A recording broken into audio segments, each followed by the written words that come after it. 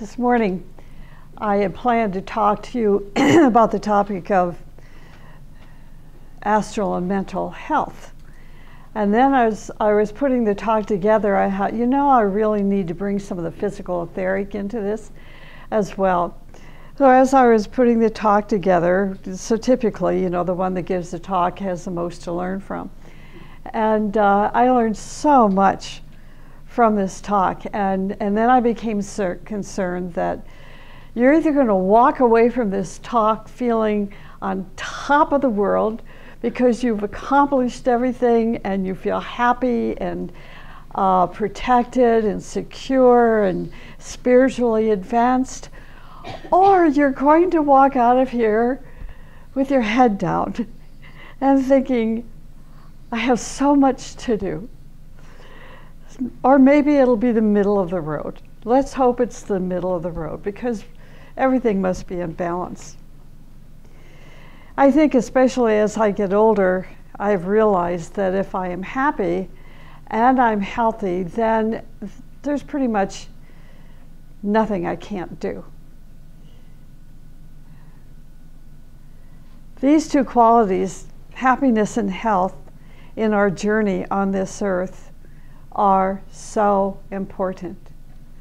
I can remember Granny, when I was a little girl, saying, honey, if you have your health, you have everything. And I would get so bored because I had health, and as most of us do, not everybody, but most of us, if children do. And so we don't think about our health. And we don't think about being happy. Health and happiness is just part of being a child. And then we become teenagers, and then we go to college, and then we graduate, and then we get a job, and then we get married, and we have children, and then we're 80. Yeah, and then we remember back in those days when we were little kids, and we were so healthy and happy. So I think as we come back into our next incarnations, we need to remember what it was like to be that child. Why were we so happy? Why were we so healthy? Think about it and see if we can't return to that state of euphoria, even if we are 80 years, and I don't mean to look right at you, just, I'm not 80, but even if we are 80 or 90 years old, can we still be healthy and happy? We live in a state here in Arizona where there are a lot of retired people. We came from a state, Florida, where there are even more retired people. And I remember going into a restaurant so frequently, hearing these older people talk about, their pains and their aches and their doctors and their drugs. And it was very depressing. So we have an opportunity, just listening to today's talk, if we find ourselves in that category of just talking about the doctors we go to, or about our pains, or about this or that we can stop all of that right now and take a look at what is preventing us from having a happy and healthy physical body, or a happy and healthy emotional body, or a happy and healthy mental body. Okay, and let's start working on it now. So you see, if you're 20, when you become 80, you'll be just as happy and healthy then as you are now. So let's start working on it.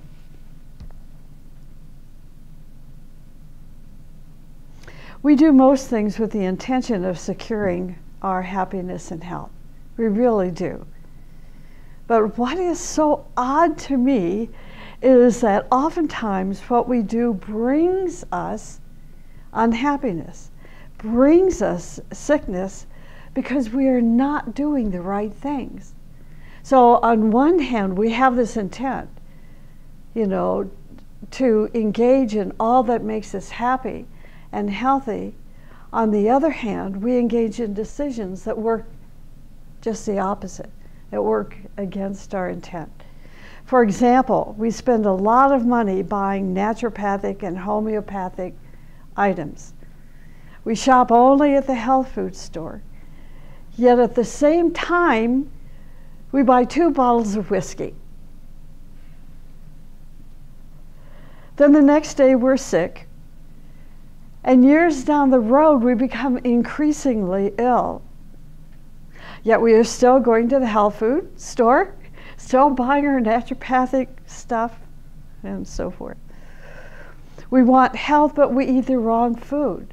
See how basic, how, practical this is? And if you think you don't do this, then God bless you. But most of us do. We want health, but we eat the wrong food and lose our happiness. But still, no matter how unhealthy and how unhappy we are still searching for health and happiness, aren't we? Or we totally throw in the towel and give up and finally just don't care. But now, listen to this. Happiness and health are not related just to our physical existence. And this is so important to remember. Certainly if we are, spiritual people and esoteric, part of the esoteric community, we know these things intellectually, but do we realize these things? That what we do not only affects what we do, what we think, what we feel, not only affects our physical existence, but also our emotional life and our mental life. And when I say lives, I'm talking about the astral body, I'm talking about the mental body, and the physical etheric body. So we can't engage in drinking that bottle of whiskey. That would not be my choice anyway, but whatever your choice would be. We can't engage in that bottle of whiskey year after year after year after year and think it's not going to affect our emotional existence. Or think that it's not going to affect our mental existence. When I'm saying affecting our physical existence, it affects our relationships with everybody and everything. How we view life, how we see our life. And that's just one, example. So I'm going to give a short list of signs that demonstrate people who are physically healthy and happy, because it is possible. So you're going to make a list, hopefully either mentally or write it down, and then we're going to go home today and this week and think about it. So the first list is, if we are physically happy and healthy, we have energy. And not only do we have energy, our energy is stable. See, this is very important to put these 2 points together. We can have a lot of energy, but it can be frenetic energy. It can be nervous energy. It can be crazy energy. See? So not only do we have energy, it is stable. It is a good sign when we work harder and notice that instead of losing energy when we work harder, we are gaining energy. It's like that old locomotive engine, when it starts out, it's working so hard, but as it picks up speed, it goes faster and stronger and looks better, healthier, sounds healthier. I grew up in the Mississippi River where the Burlington railroad line went right through town. And they'd always stop there, and I would run down to the railroad tracks because my house was up on a bluff, and I could climb down that bluff and little mountain and wave to the guys as they would go by. And it was so thrilling if they would stop, because then you got to see everybody, but it took so much energy for that engine to get going again. And sometimes I feel like that in the morning. When I get up and okay, I've got to get out of bed.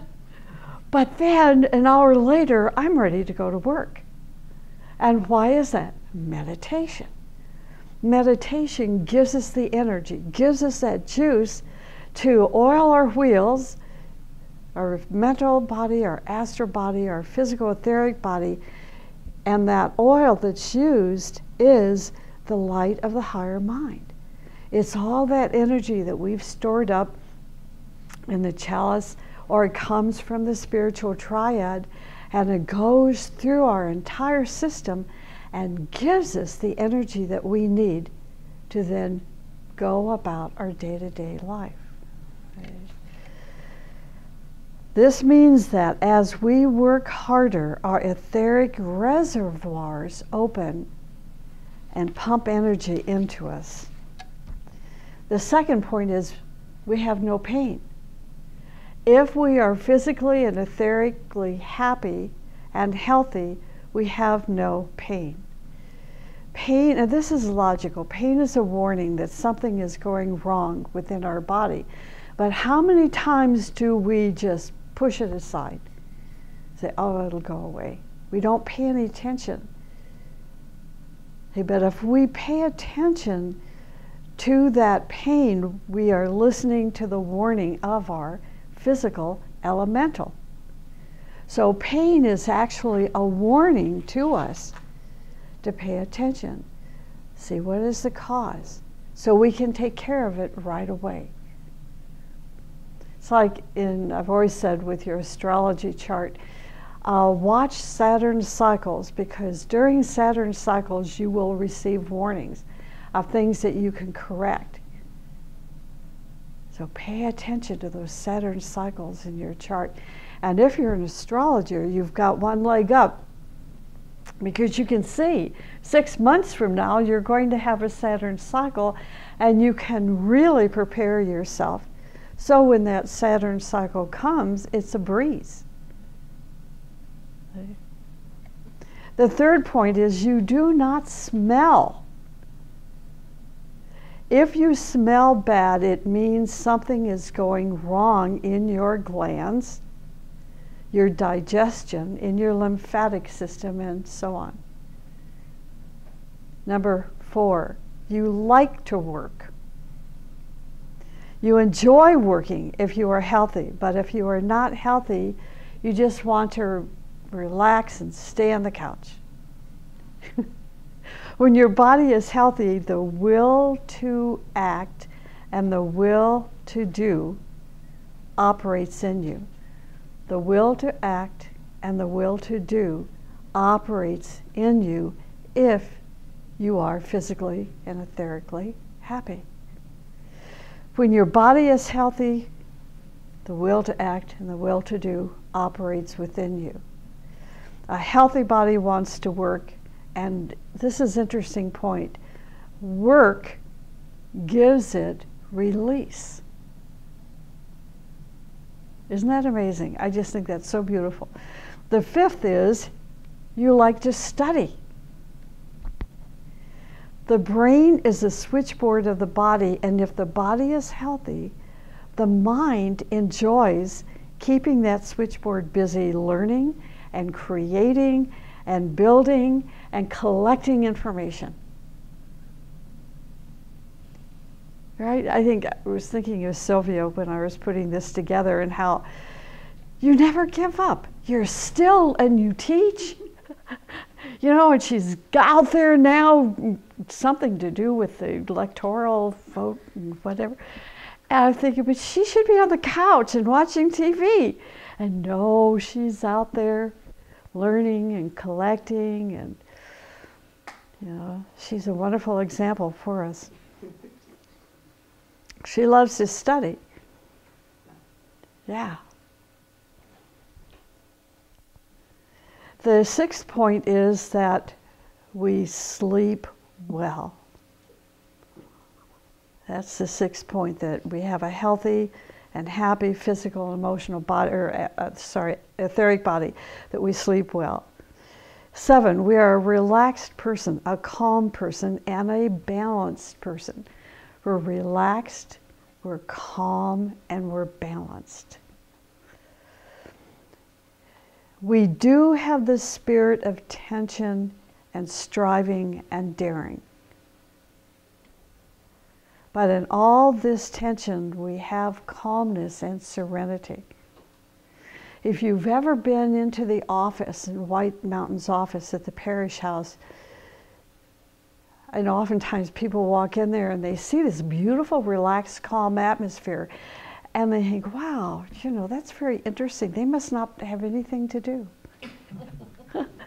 However, we have learned how to balance that spiritual tension and that striving and that daring, because we're a very, very busy office.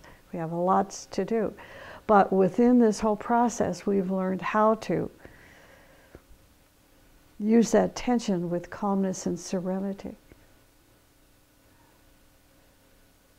Also know that a relaxed person does not fall into confusion. Number 8, you have a good appetite and eat well. Your digestion is good, and so forth. Digestion is not only related to our stomach, but also to the condition of our solar plexus, to the condition of certain glands, to our emotions, our thoughts, and even to our motives and decisions. All of these points have to do with digestion. So digestion, we're learning, is a very complex process. Our digestion can also suffer if we are with a person who is filled with irritation. Number 9, we have a good elimination system. And number 10, you have color in your face and good circulation. Your eyes sparkle. In fact, those who have eyes that look dead are prone to obsession and possession, and they channel unhealthy forces into their environment. There's so much we could say here, but I want to try to cover everything, so I'm not going to elaborate. But think about it.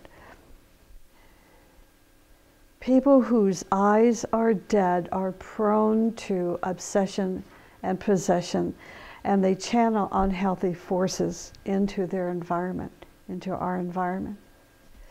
Healthy people are full of goodwill and beauty and vitality. Now let's take a look at the astral body. That was those 10 points were what I was going to eliminate for the talk this morning. So you can see how important it is. So let's go to the astral body now. Our astral body is healthy. Our emotional body is healthy if we demonstrate that our imagination is positive. Our imagination is connected with our emotional body and our nervous system. Our imagination is connected with our emotional body and the nervous system. When the emotional body is not healthy, we imagine negative things. I can remember the first time I was exposed to an effort that I had put forth I wrote a letter to a person who was extremely negative, and they were on marijuana and doing some silly stuff. And I sent this letter, it's the ice cubes, we do this every Sunday. I wanted to uplift them. I wanted them to see how I see them, you know, in all their beauty and their beautiful soul. So I wrote this letter, and I took a long time to put it together. It was a short letter, but it took a long time because I put so much energy into that letter. It had just the opposite effect of my intent, you know. And they said, I've never read such a horribly ugly letter in all my life. And I was so shocked.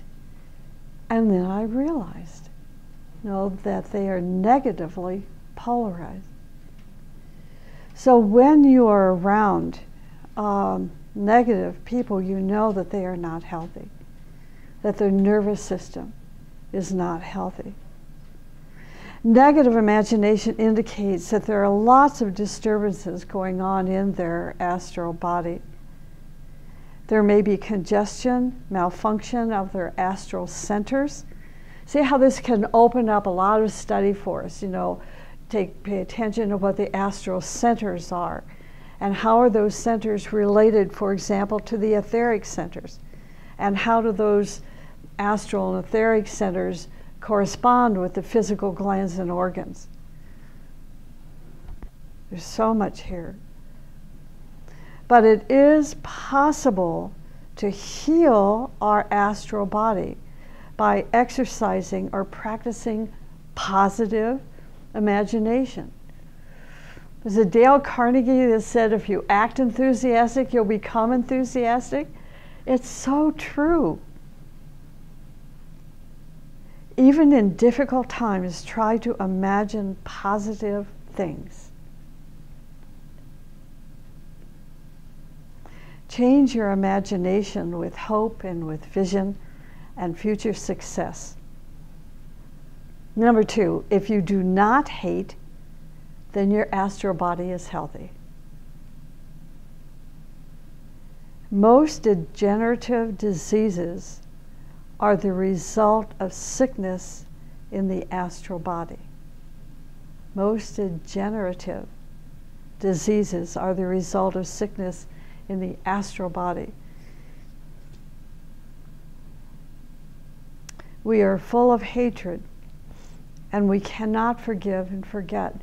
Now most of us rationalize that we're not hateful people. But remember that we carry this hatred from one life into the next, and it accumulates. Oftentimes without even knowing it, because we justify and rationalize, so easily. If we cannot forgive and if we cannot forget, no matter what, no matter how we convince ourselves otherwise, because they're at fault, no matter what, if we cannot forget and we cannot forgive, we are really sick, and we are going to make the lives of others sick as well. Interestingly enough, hatred blocks the light of reason. So even if somebody sits down and talks to you reasonably and practically and tries to show you a way out of your negative thinking, your hatred and so forth, and you justify and rationalize, then it begins to, these problems accumulate in the astral body. They go into the permanent atom of the astral body, and we bring it back with us in our next lifetime, and we meet the same people or similar people, and it triggers that recording in the astral permanent atom. And then we continue to justify and rationalize, we can't forget, we can't forgive, and we just build upon it. I so much would like to talk about these things. But this is, this is the beginning, and maybe, in the weeks and months to come, we can talk more about these, elements that we find in our astral body that are keeping us from being astrally healthy and happy. Okay, the third is that we have no jealousy. Jealous people gradually fall into the trap of various sicknesses because, and listen to this is the science of this now. Jealousy consumes phosphorus, magnesium, and iron. Immediately when we feel that pull of jealousy within us, do just the opposite and try to bless that person and know this, that the sons of men are one and I am one with them. even if she's fallen in love with your husband. The sons of men are one. And of course she's going to fall in love with him. Look who he is. Number 4, you're considered having a healthy astral body if you do not attack people, even objects. What is an object?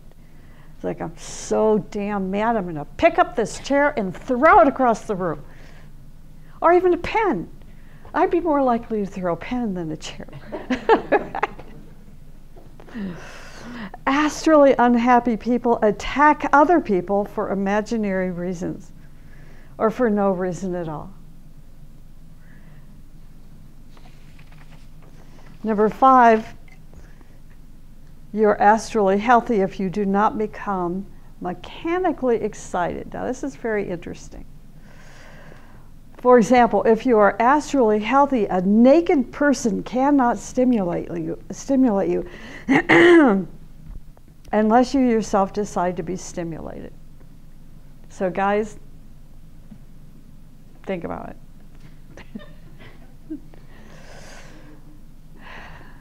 There are people who lose their control at the first temptation.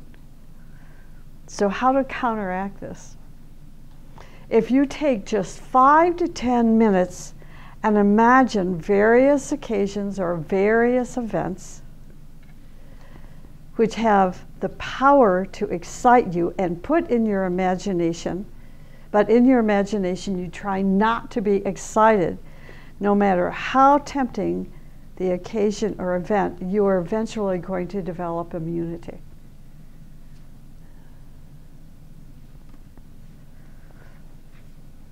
Some people are astrally excited if they see that bottle of whiskey or a bottle of wine. Or they might be a pyromaniac that loves fire? All they have to do is see that lit candle and they're excited. Last Sunday, late afternoon, I returned from the grocery store. And as the garage door came up, so I could take the groceries inside, I saw a snake, about 1.5 feet long. Although it didn't tend to get longer as I looked at it, I have to admit. It was lying there half in the garage and half out of the garage. And then I realized there wasn't anybody around to yell or to hear my yelling and screaming and plea for help. So, and I have a long history of snake stories that are absolutely horrifying. And all of a sudden I realized I am in control, and this sense of calmness came over me. And I had a conversation with the snake after I threw a rock at it, and it didn't move. It didn't move, it just finally stuck its tongue out at me. And during one of those snake stories, a teacher had told me to have a conversation with it. So I had a conversation with the snake, and I said, look, you know, you're going to die if you stay in this garage. It's surefire guarantee. So why don't you go back outside? Well, it didn't listen. And it came all the way into the garage. So I shut the garage door and left it open just a little bit because I'd already talked to it. And I figured if it got in, it could go out. And then I went upstairs and out on the deck and looked over the deck and eventually saw the snake had come out from the garage and down the way. But the point of the story is, you know, we have the ability to get rid of these fears, you know, and being calm and talking to the snake. It didn't want to stay in that garage any more than I wanted it to reside, you know, in the garage. So I did not allow all those different horrifying snake experiences I've had in my life to control my imagination. So the time was right and the moment was terrific. And I haven't seen a snake since then, and that was a week ago. That's number 5, that we do not become mechanically excited. Number 6 is we are not subjected to nightmares. The nightmares are signs that there are disturbances and sicknesses and turbulences in our astral body. If we have nightmares, we need to check 3 things: our physical conduct, our emotional behavior, and the environment.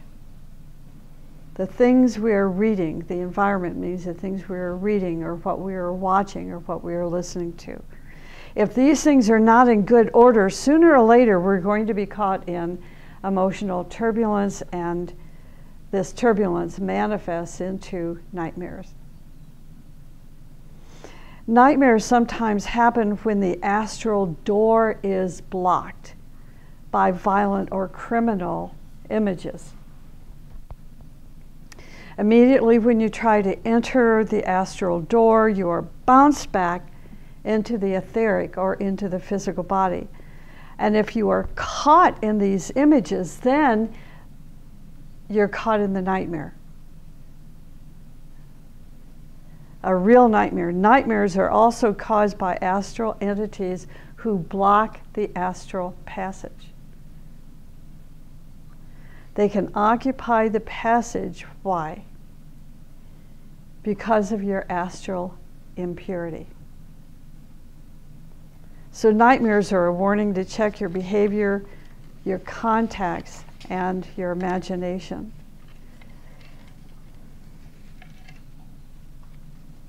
I'll give you one more for the astral body. You do not exaggerate or mix things up. You take things as they are and you remain calm. Now the mental, here are some mental signs. I'm going to skip through some of these because of time. One of them is you do not have vanity.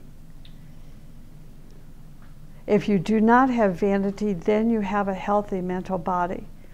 Vanity is a form of self-praise, pretension, egoism, and futility. That's what vanity is. It's a form of self-praise, flattery, pretension. Flattery and self-praise are the same thing. Egoism and futility.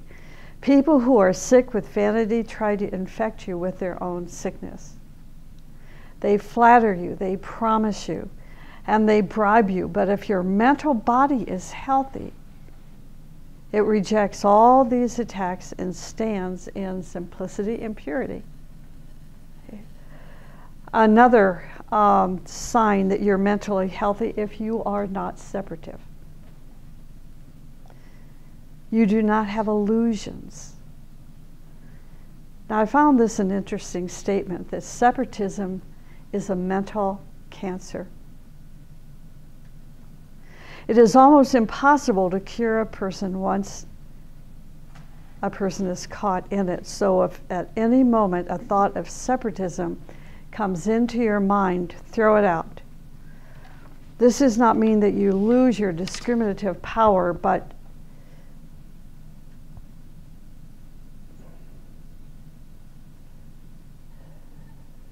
it doesn't mean that at all, and people don't understand the difference between it, between unity and separation. They think, you know, if we're being discriminative, then we're being separative. But so if you don't understand the word discrimination, think of the word discernment. We're being discerning. How that bottle of wine or that jug of whiskey, hey, is not good for my physical etheric body, nor is it good for my astral body. So that's being discerning, right? Okay. Now, what's the opposite of separation, separative thinking? It's unity. We want to engage in activity that brings us closer together. That's healing one another. We're not going to sacrifice our virtues and our values with separative thinking.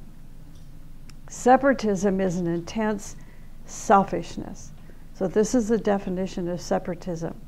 It is an intense selfishness and self-interest at the expense of the welfare of others.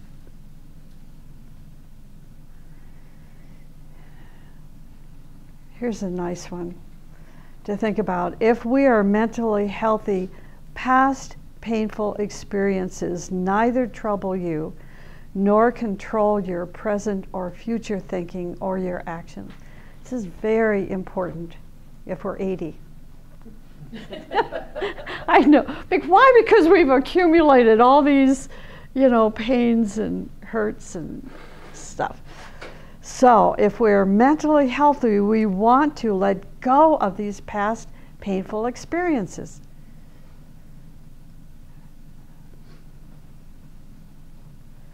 Those who have healthy mental bodies do not carry past wounds permanently.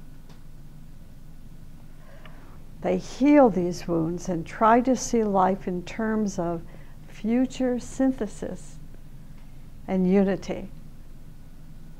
Here's another one. You do not have fear. People are full of phobias. You do not have fear if you have a healthy mental body. People are full of phobias, which are mental sicknesses. See this thing with snakes?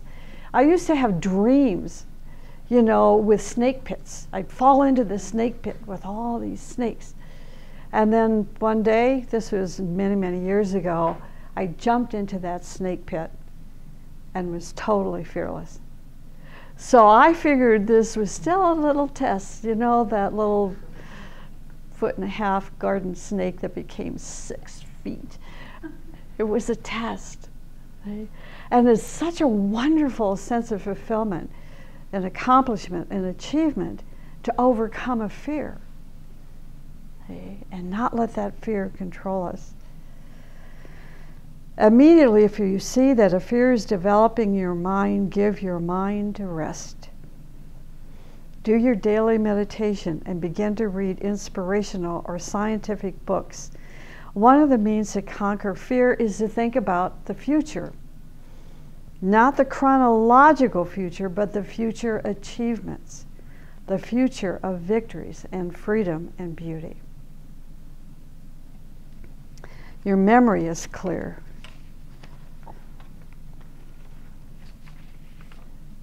Okay, I'll have one more beside this.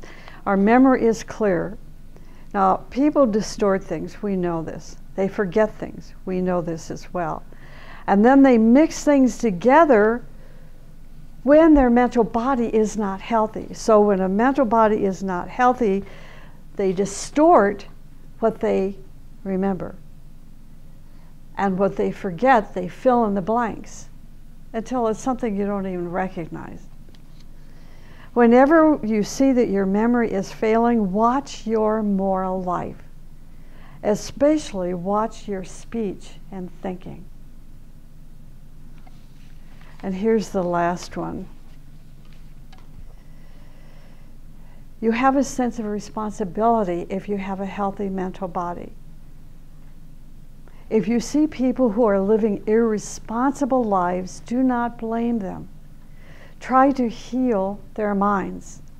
When the mind is sick, it likes to escape from duties, from labor, from any pressure of obligation. This sickness can be overcome by slowly training yourself to face responsibilities and duties. Isn't that interesting?